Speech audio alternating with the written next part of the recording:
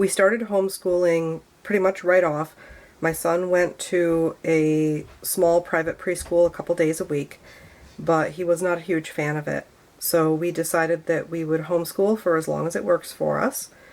And we are secular, eclectic homeschoolers. I like to have a nice curriculum to work off of, but we also do a lot of child-led learning, which I think sort of falls under unschooling, but not completely. So we have workbooks that we like to go with. We're working with Torchlight right now, and Blossom and Root was our first official curriculum. We did have a few books that we worked from prior to that, and I will do a review of those as well. Blossom and Root is a secular curriculum, and it is a spiral format versus a mastery format, so it revisits concepts multiple times. And it's also broken up into various subjects, so each day you're going to do reading and mathematics and art and music and stuff like that, and then you're going to build on those concepts as the curriculum progresses. If you buy the Early Years Blossom and Root for preschool, make sure that you buy both Volume 1 and Volume 2. Don't just buy Volume 2 if your child is 4 and 5. You really want both Volume 1 and Volume 2.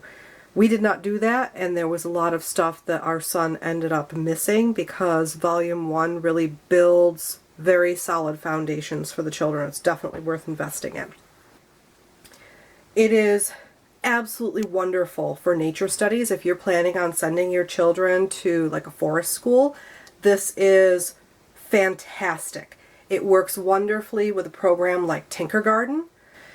Usually you're looking at about 30 minutes to an hour worth of active instruction for 4 to 5 days per week. It is not overwhelming. It's perfectly appropriate for children that age. You can break it up throughout the day. It concentrates on observations and building foundations in reading and math, and there are a lot of manipulatives and various exercises and stories and stuff like that that goes with it that you can really expand on for your kids. So we did not stick to the reading list, the music list, or the art list in terms of the specific things, the specific examples that she gives, but we use the teaching format for other examples that he liked better. Blossom and Root Early Years Volume 2, a complete year-long early learning program, ages 4 to 5. This is by Christina Garner. The contents are our reading, writing, and math approach, simple week of reading and writing, or a sample week of reading and writing readiness, Volume 2 sample week, 36 weeks of curriculum, parent guides, and all about us. And the curriculum is awesome, but those parent guides are really where the value in this program is, because you can use those teaching techniques for years. So she talks about reading and writing readiness approach, early math foundations approach. We have a week of reading and writing readiness, forming letters activity, you do that with clay, tracing a letter activity, a lot of times that was like in sand or flour, finding the letter activity, a bunch of letters written on a page, and you say, hey, find the C. Matching the letters activity, so you would have a block and then like a fridge magnet, and you would have to, the child has to match those things from different objects. Letter sound activity, we did a, and then letter printing activity. A sample week with Blossom and Root Early Years Volume 2. So she has Monday, Tuesday, Wednesday, Thursday, and Friday. And she has, for Monday, introduce the composer study, which is Beethoven, during breakfast time. Also at breakfast, show the child Renoir's The Swing in Picture Study 1. Complete reading and writing readiness lesson 1 for the letter A. We formed A with Play-Doh. Complete exploring artistic expressions with cotton swab dab painting and mixing primary colors. Complete the math lesson 1 where she wrote the numbers with chalk on the driveway and had my child put the corresponding amounts of rocks in each number.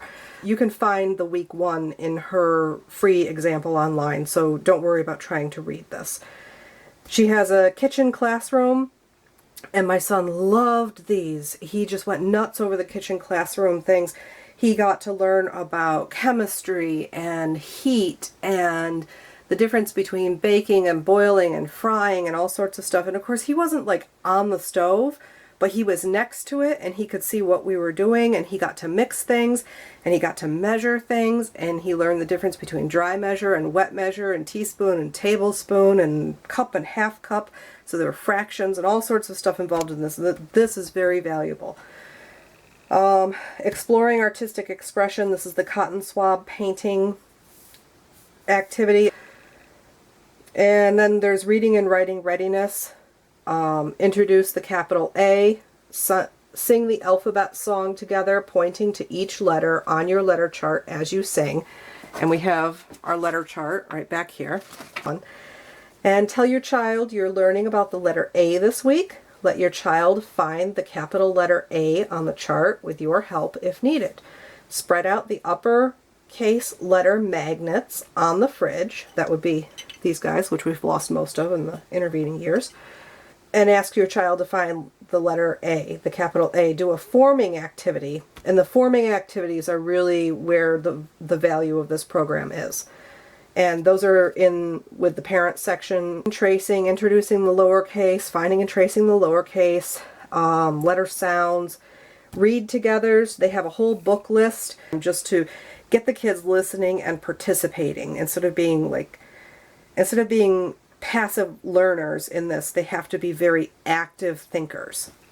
For early mathematics foundation, to me, this was where this curriculum was really shining, was in the early math.